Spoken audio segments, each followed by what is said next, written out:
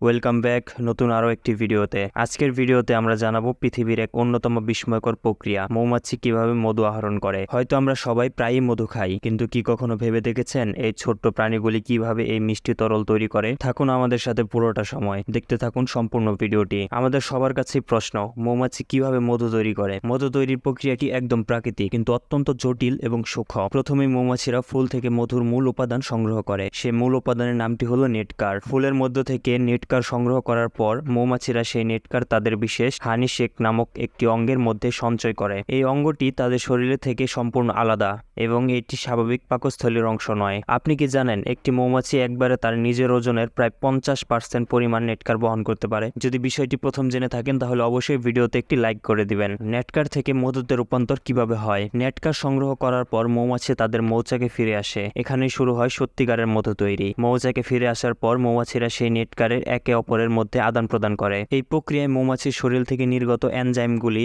নেটকারের প্রক্রিয়াজাত করতে থাকে। মূলত এই এনজাইমগুলি নেটকারকে মধুতে রূপান্তরিত করে। মৌমাছিরা গড়ে 2 কেজি মধু উৎপাদন করতে প্রায় 50 লাখ ফুল থেকে নেটকার সংগ্রহ করে। এখন চিন্তা করে দেখেন মৌমাছিরা কতটা পরিশ্রম করে এই মধু তৈরিতে। মৌমাছিরা সারা জীবনে মাত্র আধা চামচ মধু তৈরি করতে পারে।